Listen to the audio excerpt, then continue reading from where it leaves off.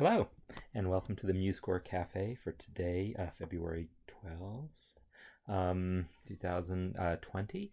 My name is Marc Sabatella. I'm the Director of Education for MuseScore, and this is my weekly series of MuseScore of cafes, these informal kind of video chats that I do. I welcome everyone here. And as you probably know, I usually pick a topic to talk about and say some things about using MuseScore, creating music, and whatnot. And I'm always open to questions, comments, so I will be monitoring the chat. Hello, people who are checking in. One second. Am I talking? I always have to check my volume because sometimes I don't hear myself, and I think this window just doesn't show. It deliberately mutes it. So I assume that you're all hearing me. The topic I wanted to talk about today is creating accompaniment for a song, and I've talked about various different aspects of this before, but it comes up in a lot of different contexts because there's a lot of different aspects to it, but I want to look at it maybe from a slightly different angle. Sometimes I talk about like deciding what kind of chord progression to use and the harmonization of it, or I've talked some about specific chord voicings for like jazz chords and things like that. Right now, I really just want to talk about the actual constructing of the accompaniment, how it's organized, I guess, is the best way of describing what I mean.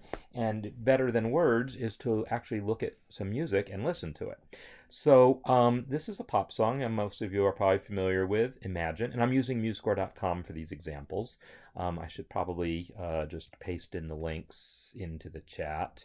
Give me a sec.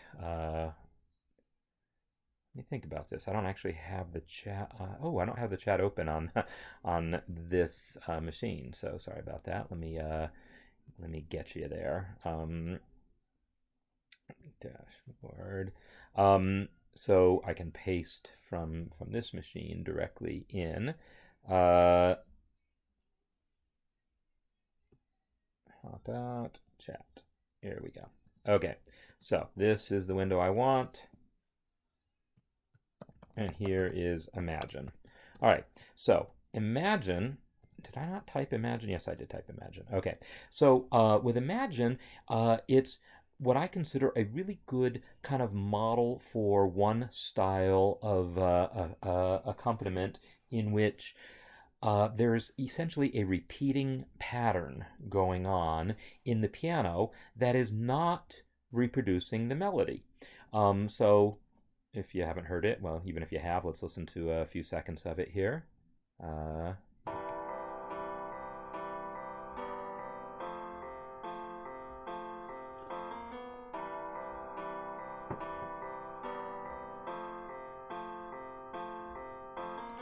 here comes the melody.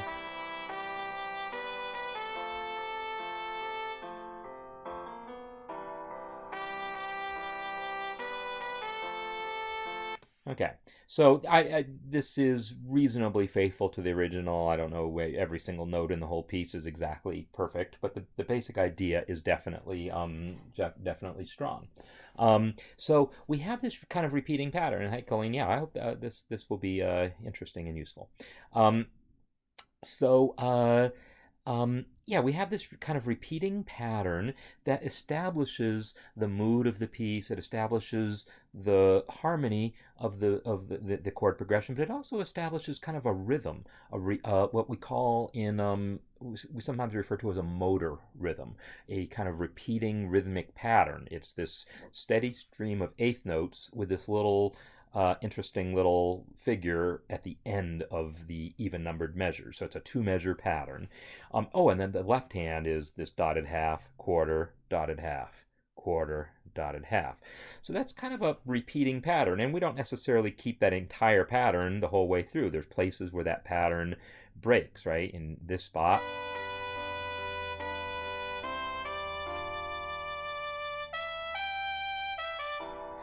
right? And then it continues again. So we use the fact that the piano stops moving for a while for a sort of dramatic effect at the end of that phrase.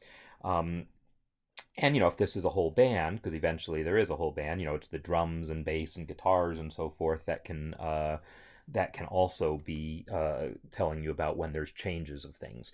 But so this idea of essentially a repeating pattern, but the repeating pattern doesn't include the melody, right? It sort of hints at the melody, right? Here's the G, there's the G, here's a G, here's a G, a B and a B, an A and an A, right? But it doesn't continue the whole way through, because like here we have these C's, but then these E's aren't echoed in here. This D isn't echoed in here. This A is kind of buried in the middle of there. This B is buried in the middle of here. I mean, really, it's just sort of the fact that he's outlining the chord and the melody is following the chord. You happen to echo the melody, but other than at the very beginning, the notes that we're hearing in the accompaniment aren't necessarily the melody notes, because the accompaniment, we hear the top note of the accompaniment as if it were like the melody of the accompaniment. I like to think of the accompaniment as being a secondary melody, and it's really the top note of the accompaniment that we'll usually hear that way. To a lesser extent, we might hear the bass line. So hello, everyone joining. I'm just going to try to remind myself to turn around and look at comments every once in a while here, because I got my other computer set up. Okay, so that's, yeah, as I said, kind of one style, the repeating pattern. You're not really echoing the melody, although we hint at it, but it's not giving me all those notes, and at some point it's not really doing it at all. And same thing once we get here. It doesn't, none of this stuff in here is in here other than just sort of happens to be some of the notes.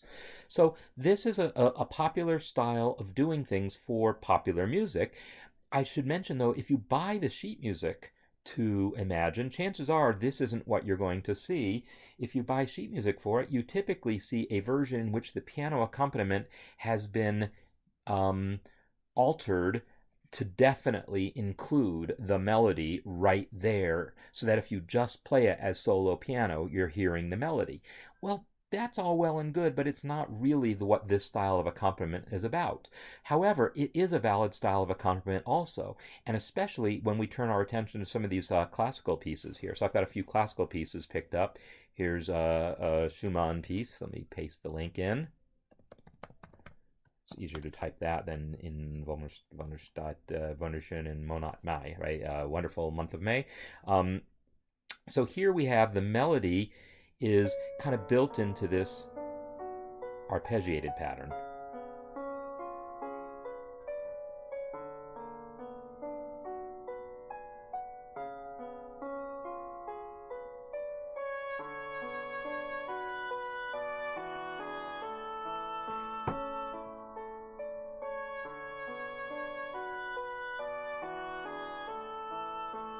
So if we look at this piece, I would also say, well, it has a fairly consistent motor rhythm going through it. It's just a steady stream of 16th notes. And it's interesting because the beginning, you're not perceiving this as necessarily particularly melodic. I mean, it's somewhat melodic, but you don't actually know that it's going to be the melody of the song until the melody comes in. And here's the C sharp here. This C sharp isn't repeated because it's tied in the piano accompaniment. This B isn't played, but here, those notes are played, right?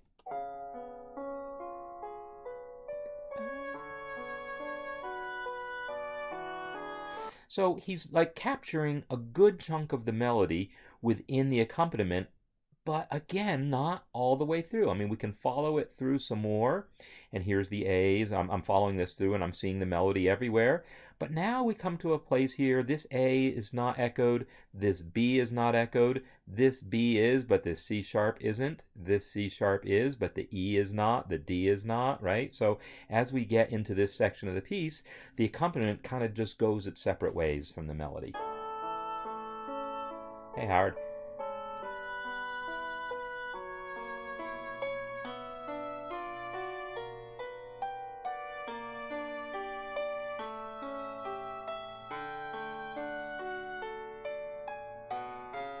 Okay, so here we have, in a way, this is conceptually similar to Imagine. It's got a repeating pattern in the piano part that hints at the melody. It doesn't outright just give it to you everywhere, though, and there's places where it just doesn't really give it to you at all. But it really is about this repeating pattern throughout, pretty much the entire piece. I could also look at, let me find another piece that's more similar to that. Here's a Beethoven piece. So let me post in this link. It's not like Beethoven always does it one way and Schumann always does it another, but I just thought I would pick a few different examples from a few different composers. All right, I'll start with the song starts here.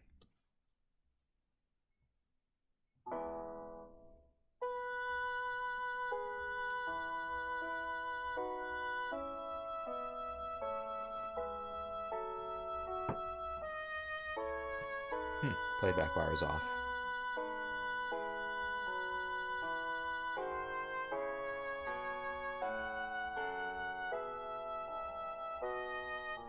So, looking at that piece, again, to the extent that we have a motor rhythm happening, it's just this steady stream of quarter notes, really. It's a fairly steady stream. When we get to this measure here in the accompaniment, you see that maybe it's not doesn't look like a steady stream, but it kind of is, because we have both hands hitting together on beat 1, the left hand hitting on beat 2, and then the right hand hitting on beat 3, and then both hands hitting on beat 4. So pretty much every beat is accounted for, and there's nothing else other than that steady stream of quarter notes. Now, maybe eventually we get something else. Oh, here, it looks like he deliberately breaks up that pattern, kind of like how that happened for one measure of Imagine, breaks up that pattern.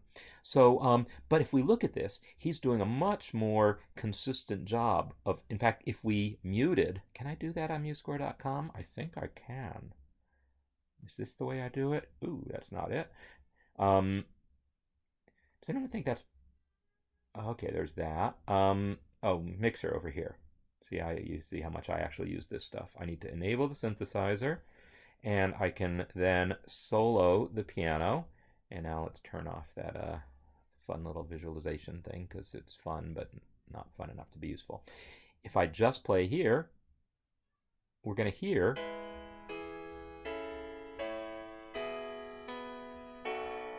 oh, it's annoying. It's not tracking at all at this point. I don't know why.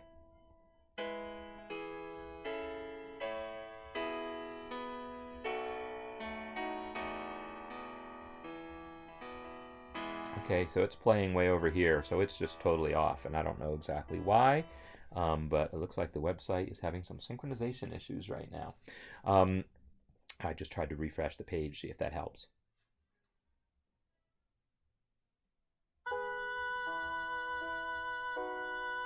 Well, at least it's only off by one measure now. So you go off by exactly one measure. Okay, so anyhow, the piano part, I thought I muted the oboe part, but apparently I didn't. Maybe that's another. Oh, maybe when I refreshed, that went away. Yeah. All right. Well, in any case, you can kind of tell that that's the case. The melody is totally, every single note of this melody is duplicated in the piano part pretty consistently all the way through the piece. Here, maybe we don't see the same rhythm. But then it finally deviates, because now we get this E here that's not duplicated. So this idea that the piano accompaniment should incorporate the melody, yeah, it often incorporates it in part, but not necessarily in full. Let me now I'm going to show a couple other examples, then we're just going to go through like our own version of creating one of these things. So here's some Brahms. And I can't spell Brahms. Okay. So these are all part of the Leader corpus. It's part of the Open Score project, where there's all of these art songs that are being entered in fairly professionally produced, accurate, reviewed, edited, and so forth arrangements of these like really classic Leader. So this Brahms piece also, you can see, has a fairly consistent repeating rhythmic pattern here of bum bum bum bum bum. It's not that fast actually, but in the left hand, and then just a steady stream of eighth notes in the right, and the melody is again built into the accompaniment. Um, I don't know if it's completely throughout the piece. Oh, like look right here, it's not. Here I see that note, I don't see that note. So it looks like it's largely consistent with the melody and then deviates. So that's a good principle to think about.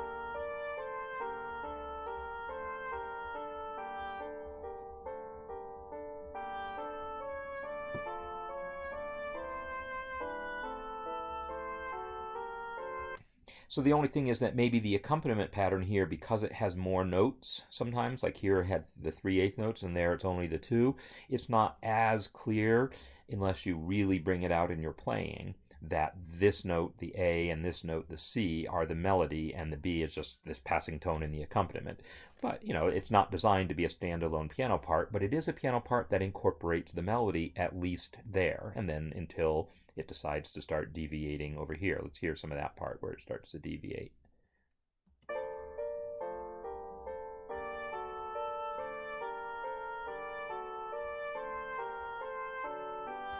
So I mean, I don't even know why he chose to deviate here because frankly, there's nothing about this passage that feels sufficiently different in character from the rest of the song that it needed to deviate. But I guess the lesson there is it's not that important whether you include the melody in your accompaniment or not is not that important. I should mention that in the John Lennon version, it's probably more important because the nature of pop music or jazz or really anything other than classical music is that you can't depend on the singer to be singing that melody exactly as written. It's just not the way, that's not the way this happens. So they're going to be taking liberties with it melodically and especially rhythmically. So if you try to echo how they're singing the melody, you'll probably be pretty disappointed. Um, yeah, you'll probably fail to match the melody, and it's just going to sound confusing because it'll be like you're playing the melody on the piano and the singer's singing the melody, but it's like two different melodies at the same time. Sometimes I use the analogy of like someone with a coloring book, and they come upon a picture of a horse, and they just draw their own horse and color that in.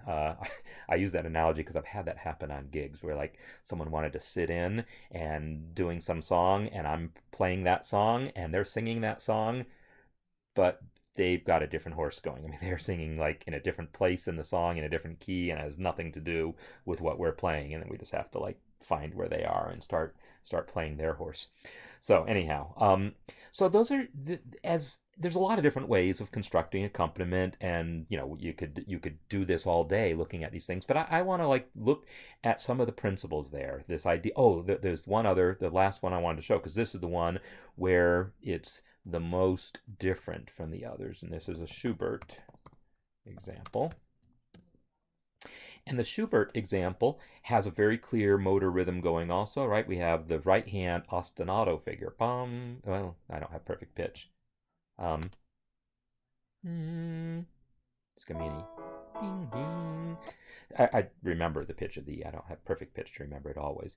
Okay, ding, ding, ding, ding, ding, ding, ding. Right, this goes throughout the whole piece. Ding, ding, ding, ding, ding, and it sometimes changes. Ding, ding, ding, ding, ding, ding, but it's this ding, ding, ding with a lot of it being E and changes in pitch sometimes.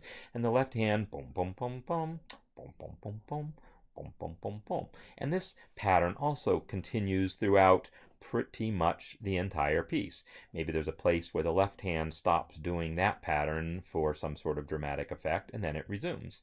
So, but here you'll see now the melody is not at all incorporated because the left hand is just doing these arpeggios, which are definitely not the melody. And the right hand has this ostinato, by which I mean like a repeating pattern. I guess everything is sort of an ostinato, but this, because it's repeating so literally one note over and over again, I'm more inclined to use that word. So if I start where the voice comes in,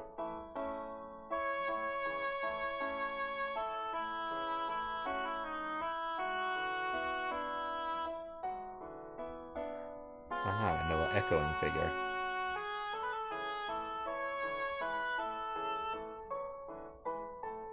So the few places where the right hand does deviate from just E's, I can see now there's some very specific reasons. This F sharp to E is echoing that F sharp to E in the melody there. And then this ding ding ding ding ding ding is that figure, more or less, right? G sharp, A, C sharp, B, yeah, right, starting here, it's that exact figure.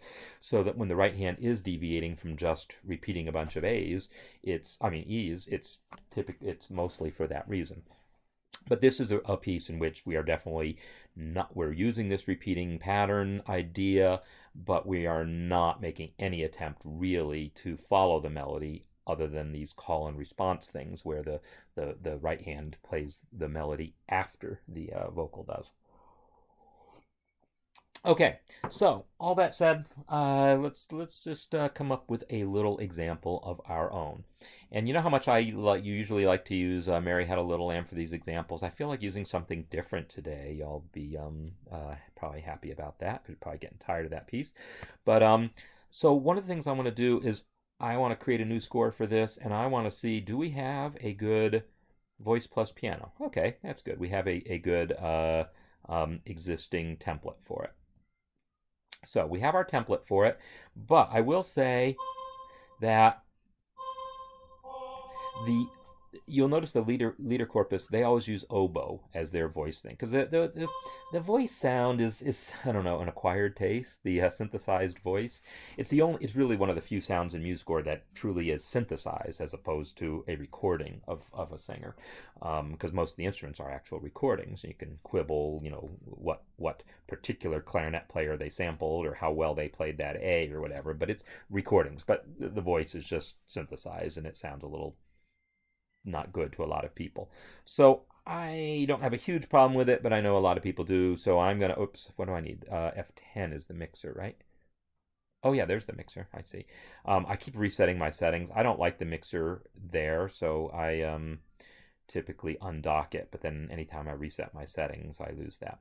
So let's change this. So instead of choir Oz, I'm going to change it to oboe. And you can just type OB, and now you've got an oboe sound. So that's one thing that I'm going to do. Why oboe? I don't know. Leader Corpus uses it. I assume that they like the sound of it, and I like it just fine. So I've used clarinet before for this. I sometimes use a stringed instrument, but yeah, oboe sounds good. One thing about oboe is that it's not going to let me get below middle C, though. Well, it does, but it's a real oboe doesn't go any lower than this. So it is sort of a curious choice. I don't know if they're sampling English horn at this point, or if they're just faking it, scaling the sound. In any case, I'm not going to worry about it. I'm just going to use this sound. And so I'm going to take actually a piece of music that I wrote for Kari, my wife's class. And if you guys happen to be tuned in, you'll get to see this. And it's a piece, and I have to think about this. It's in 6/8, because I let me see if I can remember where the heck the dang thing is.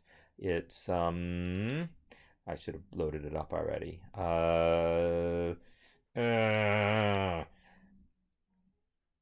In Google Drive, not there. Maybe I'm not going to do that because I won't be able to find it fast enough because I can't remember where I put the dang piece. But I haven't totally given up. I'm going to give myself 5 more seconds to find it, or 10 more seconds. Scores, projects, pirates. All right, so this is the song, and we're just going to take these first 4 bars and copy it to our piece, except it was in 6/8, so I've got to change the time signature. Time signature is already selected, so I just got to tap 6/8 here as of 3.4, which just came out now. It's a single click now to add things from the palette. So now I can paste in, and it's off by an octave because it's a different clef.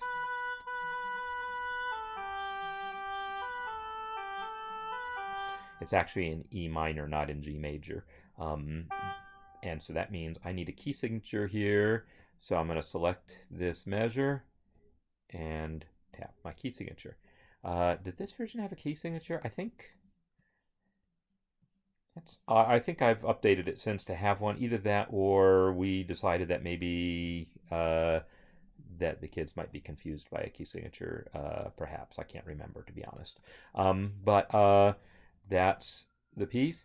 And so the version that we have, well, actually, if you hear the original version here.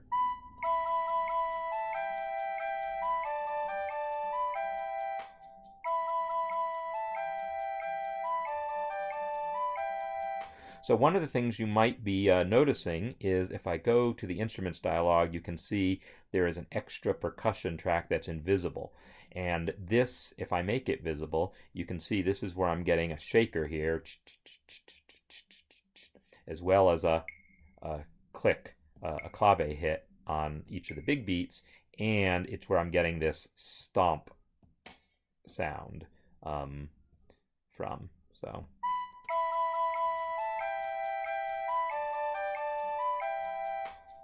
Okay, so I'm using a clap and a bass drum together to be like stomping feet.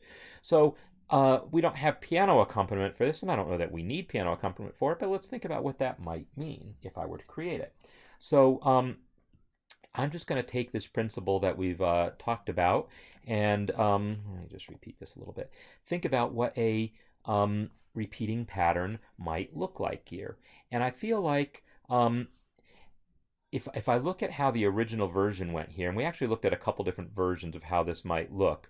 The original version has both voices, because it's recorders for both parts, having the same rhythm there, and then the same rhythm here, but the shaker is keeping the eighth notes going, and then here, one of the recorders is keeping the eighth note pattern going. So when you add it all up, you definitely have consistent eighth notes everywhere.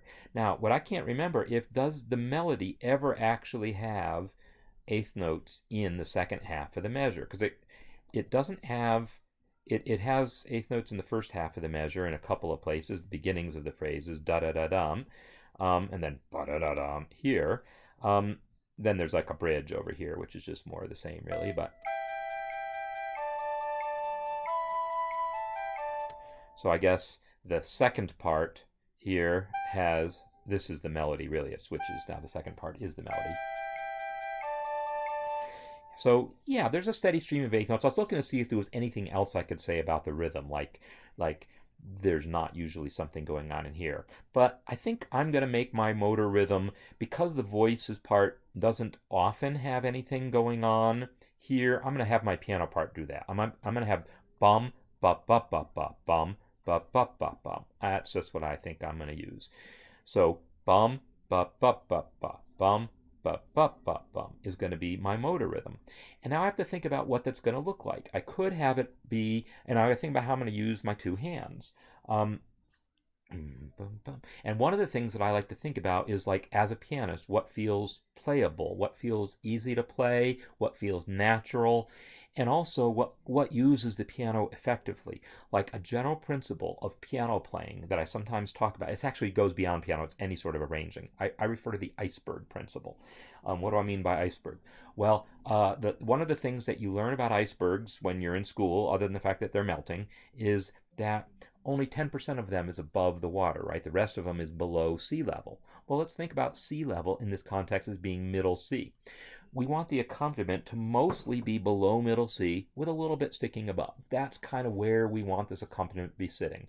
That's going to use the piano effectively, and then it lets the melody kind of live mostly above middle C. That's a good general model. I mean, if you want for some specific reason to have a passage where you're using a high tinkly passage on the piano for accompaniment, that's fine. That's like a special effect. But as a basic rule of thumb, I'm going to want to keep my accompaniment focused around, like, maybe have this E. Like, okay, the chords, by the way, we should know what the chords are. It's basically, I'm going to enter them here so we know what they are. There's an E minor. I'm going to use jazz terminology here. MI, well, not everyone does it the same way, but MI for minor and just a plain triad. Bum, ba-dum, ba-dum. That's what our chords are. So what I'm going to do is bum, boop, ba, ba, bum, bum, bum, bum, bum. And I have to think about how this is going to go. So I was just doing this on my lap. Bum, bum, bum, bum, bum. So if I want to make a pattern, an arpeggiated pattern here, I could start with a low E and then go to a fifth, because fifths are always good. And then, so now if I want 3/8 notes, here's the deal. I could go E, B, and then another E. But then I'm going to have another repeated E here. I don't want that. That's awkward to play. So I have a couple choices. One is to change this to a G. And let me just repeat that pattern here. And I'll repeat it again. And now I'm going to move it down a step. So there's a shortcut Control Alt down that moves a step diatonically. I mean Shift Alt, Alt Shift down. So here's my pattern. So this pattern works. Bum, boom, bum, bum, bum, bum. It's a little low. And I know I talked about iceberg, but I haven't added the right hand yet, so I haven't got anything above water yet. I will. This is okay. It feels a bit bottom heavy. If it were me going to play this, I think I would shift this up a bit and do it like that. I'm not going to claim, and I'll repeat it again and move it down a step again. I'm not going to claim this is as easy to play. This interval here is a tenth from E to G. I can't play a tenth like boom on the piano like that, except sometimes. I mean, I can just barely make it if it's white key to white key and I don't have to do it faster or anything. But I can rock my hand. In fact, this pattern here, I have a name for it. It's the 5 and 10. People like, so there used to be a store called Woolworth's. Now we have like dollar stores. Woolworth was called the 5 and, well, there was more than that, but I think Woolworth's counted as a 5 and 10, but 5 and 10 stores were the equivalent of what a dollar store is now. It meant things cost 5 or 10 cents there, and you got junk, basically. So why do I call this 5 and 10? Well, that's the fifth of the chord, that's the 10th. So this pattern here is a 5 and 10 pattern, is how I refer to it. And sometimes I just let it be just that. In fact, let me just let it just be that 5 and 10 pattern. Well, let me just go with what I have for a second here. This way I avoid having that G too low. I was uncomfortable. So I talked about this iceberg principle where you try to keep the accompaniment mostly below middle C with a little bit sticking above. But there's another thing that happens, the C below that. So there's like another C level here. Where below that C, I don't like to hear anything except roots and occasional fifths. So having that arpeggiated pattern giving me that third of the chord, the G, down here at the very bottom of the staff. I'm not saying I would never do it, but it made me a little nervous. So that's why I want to try this version. So let's hear this version.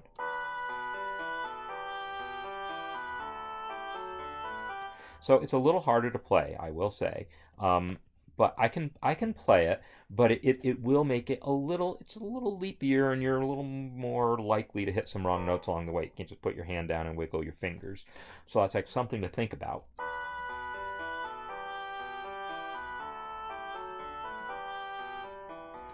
One of the other things you would think about in doing this is, well, what note actually lines up? So my original version put an E here in the left hand while there was a B there. Well, to me, I like this pattern better because it gives me the third of the chord on not the downbeat, but the strong beat. And the melody didn't have that. On the other hand, here it gives me a doubled note, and I don't love that. So maybe if I weren't trying to make it easy, I might do this and use a different pattern from a different version of the pattern from the first to the second measure, specifically to avoid that doubling. Not that doubling's bad, but it's like a little bit of a wasted note. I don't know that I like that better. I actually like the idea of the repetition better, so I'm going to go back to that for a second.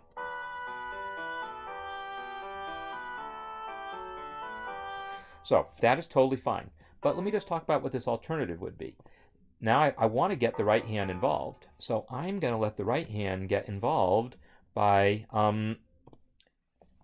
letting it be the bum bum bum part here.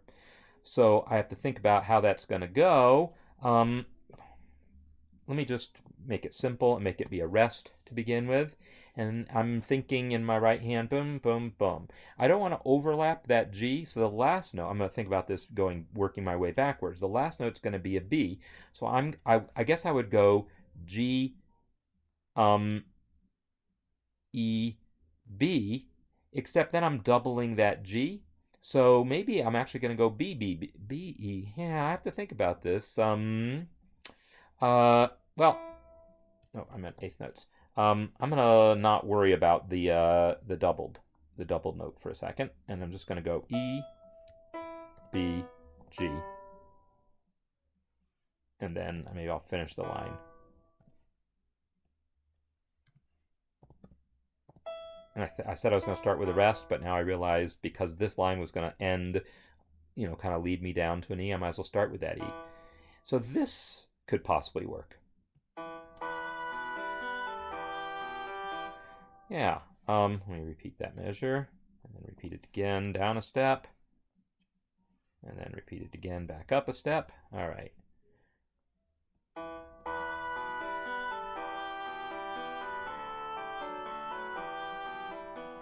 Okay, so I see, Howard, you're suggesting a diminished chord in that second measure. So, quite cool idea. That could be really nice because that will lead me into this D. So I wasn't originally going to be reharmonizing this, but that is such a good idea that because okay, so the C sharp gives me some variety, and it leads nicely into that D chord. C sharp diminished.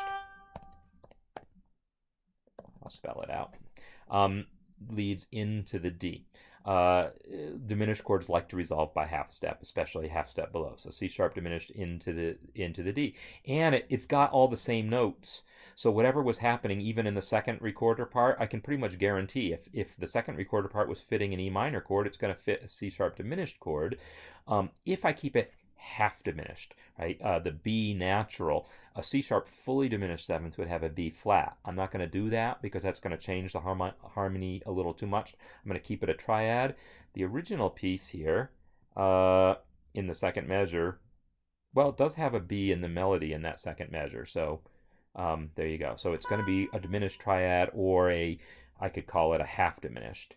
So I can type 0 to get half diminished symbol, or I can call that minor 7 flat 5, or I can just call it diminished and just know that the seventh is going to happen. As a jazz musician, I'm very reluctant to notate chord symbols with triads, because if you think about what the chord symbol is trying to tell me, it's trying to tell me how to construct accompaniment, and unless my accompaniment is literally only going to contain the notes of the triad doesn't give me enough information. It doesn't tell me what kind of seventh to include if I were to include one, right, in my accompaniment, even just as a passing tone, or if I want to include it if I'm going to then improvise over this chord progression. So we have a strong tendency in jazz to want to be a little more specific. We'll use triads when the context makes it completely obvious. But in this case, there would be enough question. Does that diminished chord really mean a fully diminished or half diminished? I'd rather be specific. So let's see what this sounds like. All I did was change the C sharp here. Is that too low? I don't know. I'm not going to worry about it at the moment. I like that. That's a good idea, Howard. So... And of course, that then gives me an excuse to not do what I was originally doing here. Now, one thing is the 5 and 10 pattern isn't so great for diminished chords because now your fifth is a diminished chord. So it typically, I would probably go more, and now I've got a good excuse to use the E here.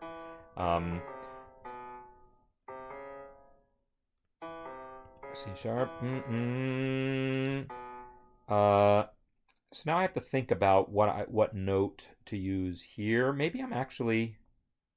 Oh, no, I don't have to think about it so much because I'm just going to go with the simplified pattern here.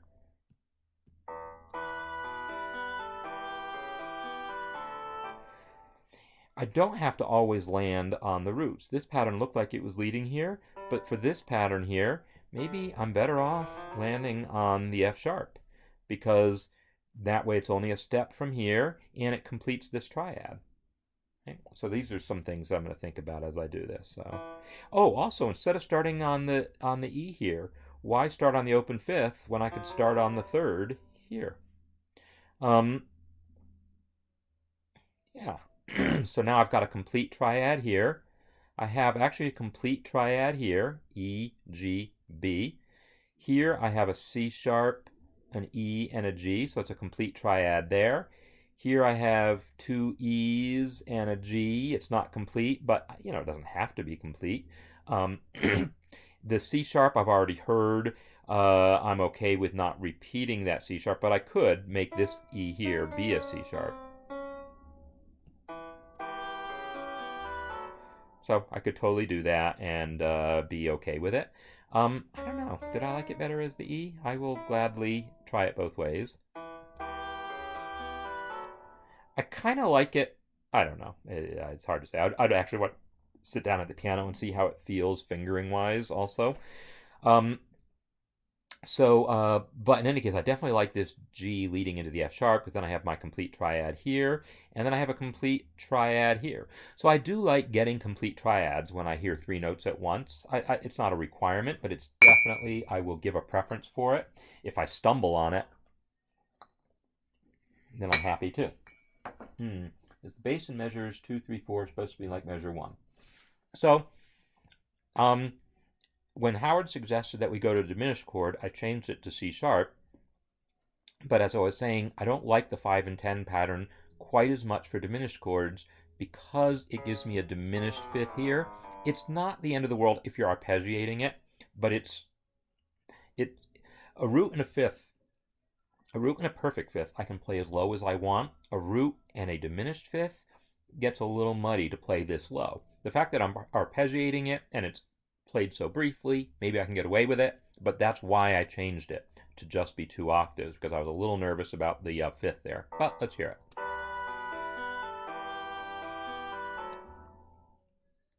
Let me just hear those notes.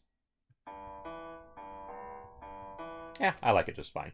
So this measure, yeah, this definitely should have changed, because I am now letting the left hand carry the right hand carry the bottom here. So technically speaking, this G gets doubled here, and my finger is going to have to get out of the way to do it. So I could either notate this just as a quarter note with the rest, or I could give the left hand a note to play down here. That's going to help me get down to that C sharp. That's a big leap. I'm better off just not doing anything. I could choose to play the C sharp up here. But I think I'm going to leave it like this because I don't think I want to have to solve this problem over and over again of what note to choose here. I think I'm going to notate it like this. So that way this note can continually be doubled. The right hand can continually basically take over the left hand's note. So this now feels like a reasonable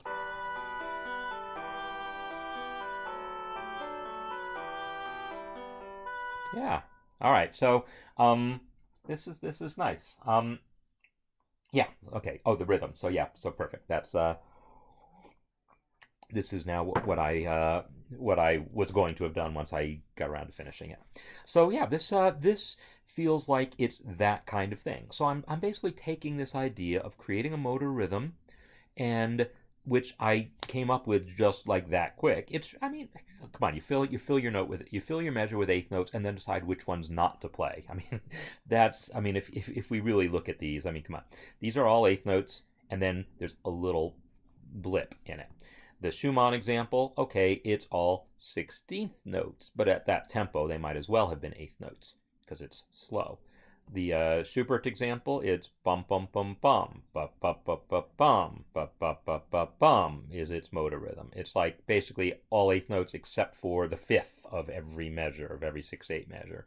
The Brahms example, bum bum bum bum bum bum bum bum bum bum bum. Right? I mean, motor rhythms are eighth notes with just whatever little twist you want. In this case, it's quarter notes instead of eighth notes.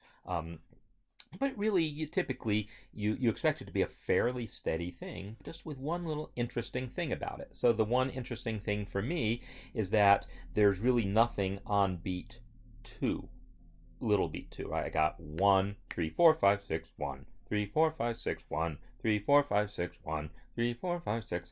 So I'm basically skipping little beat 2, knowing that the melody is sometimes going to be playing it and sometimes not, and that's okay. And that's just how I decided to do things. Okay, Johannes. Hey. Thanks. Is it possible to write two voices on one line and then swap some notes without overwriting? So two voices on one line and then swap notes. C sharp minor 6 flat 5. So Howard, tell me what notes you meant. Write them in while I decipher Johannes's question. Two voices on one line. Well, you can certainly. Okay, I think I know. Well, maybe I know what you mean. So first of all, you can certainly put in two voices on one line. In fact, let me do that here. I'm going to take this and put it into voice 2 over here. So because voice 1 is already occupied, I can't. I don't know how the best way to explain this. There's a lot of different ways of doing this, and occasionally you'll shoot yourself in the foot, but there's always undo. So here's what I think is the case. I think that if I go to View and then selection filter, I know it's F6, but I want to show you where it is. It's in the View Measure selection filter. I can I now have this going. I can now take this and move these notes to voice 2, which I can often do just by pressing the voice 2 button. It's not as foolproof though as voices exchange voices 1 and 2.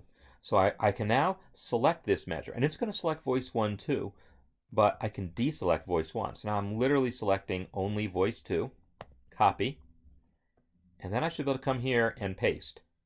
And it's off by an octave because again this is like using a different clef. This is actually the I forget. No, these are it's a recorder. It's transposed an octave. That's why. So now I have these voices here. Now the voice 2 is an octave too high, so now I'm going to also turn off voice 1 here in the selection filter, and so now you see voice 1 is not selected, and then hit Control down. And now I'll turn voice 1 back on again so I can select it again. So here I've got these notes. And now the question was to reverse this. If I wanted to get these notes into voice 1 and these notes into voice 2, well, I actually just showed that. That was under Tools, Voices, Exchange, and now they're exchanged. So you can also move notes individually. Like what if this note only I wanted to move to voice 1? Actually, this one it won't let me because they have different rhythms, but I can move these 3 notes to voice 1 by selecting them individually. I'm using Control click and then press the voice 1 button. Because they are compatible, it will merge them. Bam. It merged them and it left rests behind because, well, it just doesn't know if you want to or not. So I'm going to select those rests, and you can either delete those rests. I don't like to do that because it leaves like this weird hole that's then hard to enter notes in later. I'd rather just press V to make them invisible. And if you find their grayed out appearance distracting, you can go to View, Show Invisible, turn that off, and now the invisible rests don't show. So hopefully that answers some of your questions there. So yeah, that's that. So let me undo those changes and get back to what we had. So that's my that is one version of things, right? I could have come up with a different motor rhythm instead of bum bum bum bum bum. It could have been bum bum bum bum bum bum bum bum bum bum. Right? I could have gone maybe a G. In fact, I'll just do another version of that over here. Why not? Just real quick. It's like almost no point in overthinking this. And then E, G, oops, W to double the length of it from eighth note to quarter. And then bum, boom, bum, boom, bum. And then maybe the left hand is just some boom, boom, boom, boom. Right? I mean, here's another motor rhythm thing, and I just got it going. And then again, I can select this, and then move it down a step, and now I've got another possibility. So let's hear that same thing. Let me shrink my view a little bit. Oh, let me put it right where it already is.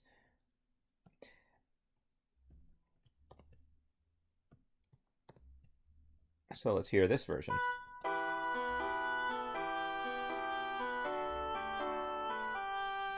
So there you go. I could have had that rhythm. I'm glad I didn't because I actually like my, especially now that when I originally wrote that recorded piece, it was just going to be the two recorders, and then we decided, oh, the shaker added something, and it really did, and now I don't want to not hear it. So in lieu of the shakers, now these eighth notes are kind of making me a little happier. Man, I'm liking that C sharp. So, yeah. So one of the things in writing this recorder piece was they are just starting to learn recorder, and so they only know these three notes: G, A, B. So we went out on a limb and said, well, they can also learn how to do an E and a D if they don't have to think too much about anything else. So the top part is all just G, A, B, and the bottom part is all E and D, and that's pretty much it. So that there's not a whole lot of complication to what they're doing, and then I switch which part has the melody depending on which of the which notes I need to be the melody. So anyhow, that's my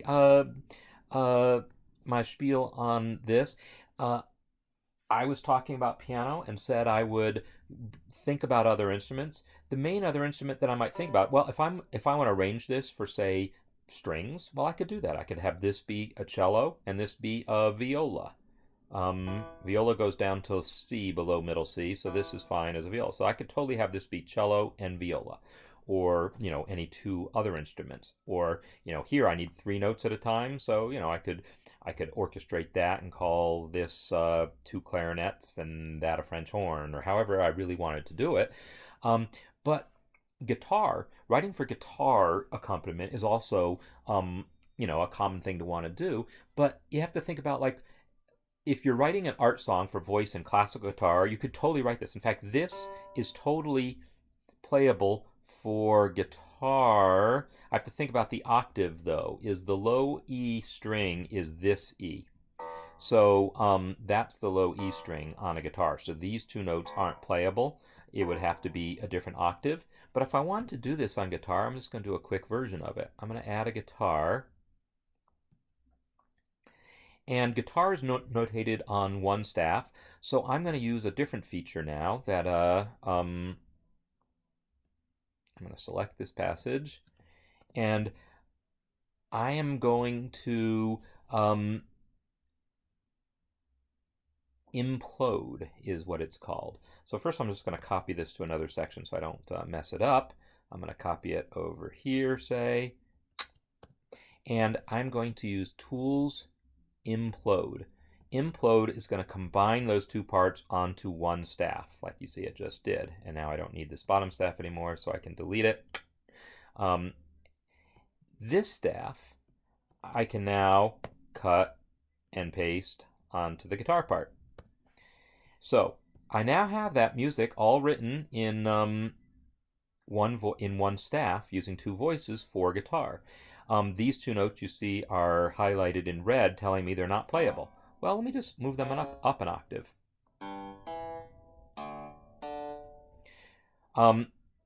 Realistically, maybe I want to change these other notes too.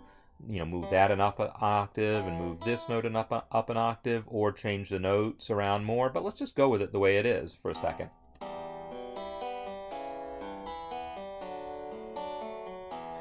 This one I wasn't as crazy about, but I could live with it. I could possibly be happy with that. Let me get myself some melody to hear with it again.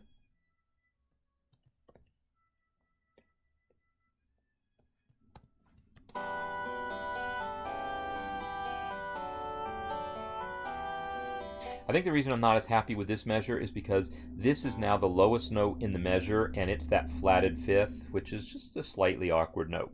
So I think if I were to write this for guitar, I might do that. I'm now repeating that E, and so I have to think about that.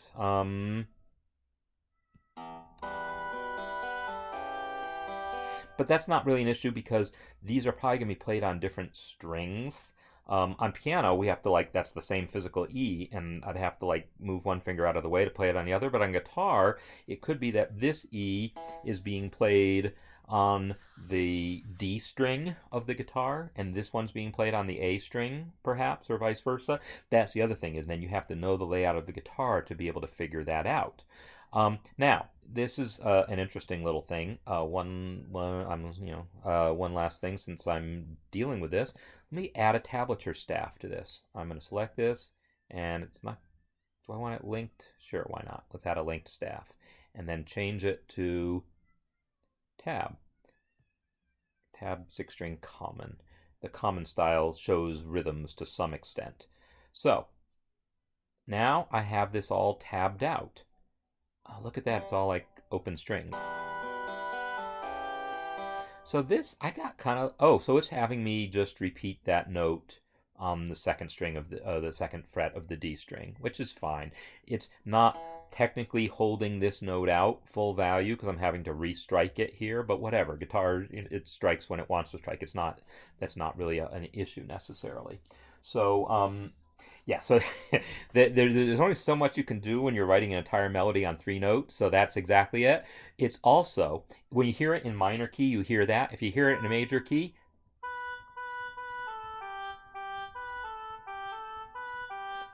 bum, bum, bum. So if I, bum, bum, bum, bum, bum. Now let's hear it in a major key. Bum, bum, bum, bum, bum, ba-da-ba. Go tell Aunt Rhody the old gray goose is dead. It's not quite, but it might as well be. It's so yeah. It's also, if you hear it in a major key, it's go tell Aunt Rhody. So this piece, when I look at how it sits here on the fretboard, I see that it's mostly open strings. We're not needing the E string all that much, and we're not going too high. We're using the top E string only a little bit. It's actually sitting perfectly on the guitar. I really don't have to mess with it that much. To think about whether like, if is this a little awkward that I had to play. So what's going on here? This D. So in order to play the F sharp, the only place to play that F sharp is on the D string. I can't play it. The next string up from that is a G string, and so the G string can't play an F sharp. So the D string plays the F sharp, but then the D string can't also play the D, and that's why I have to be as high up as the 5th fret to play that. But that's okay. I'm already on the 4th fret to play that, and so my hand can do that without much difficulty. I'm not a guitar player, but I know I can do all those open strings. That's just finger picking, and just 1 finger to put on a 2nd fret, and then it's 2 fingers to put on a 2nd and 4th fret. I'm probably doing that backwards. It's like, yeah, it's 4th fret on the A string, 2nd fret here, and then it's 5th fret, 4th fret. So I even get to keep the same shape, right? It's the A string here that's played higher up in both cases. So the same physical hand shape will serve me for both of these. So yeah, and then my hand hopefully is in position to be able to play all these other things on the 2nd and 3rd frets too, and should be. So yeah, this all plays out pretty well the way I just made that slight modification to it to make it fit guitar. But if you are writing for guitar, you better know more about guitar than I do to be able to write something that's truly playable. All right. So anyhow, that's my lesson, or whatever it is, on creating accompaniment. One of the reasons this came up is y'all have heard me every once in a while talk about the online courses that I'm developing, and one of them is this sort of music masterclass thing where I want to have people, where I'll be posting lessons and people will post their responses and I'll comment on this. And so far we've got a few people signed up for it and starting to get moving on that. And then I kind of took a few weeks off on it while I was working on my presentation for the FOSDEM convention that I talked about last week, and now I'm back from that, and finally today able to put my attention back on thinking about my course. And so I've got people who have posted their melodies that they wrote for the first lesson, and I know the next lesson we're going to talk about is creating accompaniment a little bit, so this is like a little warm-up for that. So let me just post one final self-serving link here. So I should know what the link is already, but I don't. It's music master class. Yes. Yes. So, anyhow, check it out. I will have other courses, and there will be more to say about this when I have more. Oh, what happened? I saw a message and then I saw it disappear. Um, Looked like it was something about the guitar. Uh, where what you would have put on which string, and probably you know more than I do, and that was probably a good thing that you said. But in any case, uh, I will leave it at this, and hope you enjoyed and got a little something out of this. And as always, taking ideas for future cafes. And one of the specific thing that I want to put out there is I showed you a few weeks ago that I can now do these cafes from my Chromebook. And whether I use my Chromebook or not, I can also use this other method of broadcasting that allows me to have guests on very easily. So I was having some audio issues that were uh, um, I think I've figured out where when I was playing the score, it wasn't you couldn't hear it because there was some like cancellation going on. But I think I figured out how to fix that. So I really want to do one of these where I'm basically interviewing someone or having a discussion with someone. And so I will take suggestions for who you might want to see me talk to and what you might want to see me talk to them about, because that could be an interesting, thing that I do periodically here is have a cafe where it's not just me talking the whole time. Um, so, hope you enjoyed again, and I'll talk to you next week. See ya. Bye.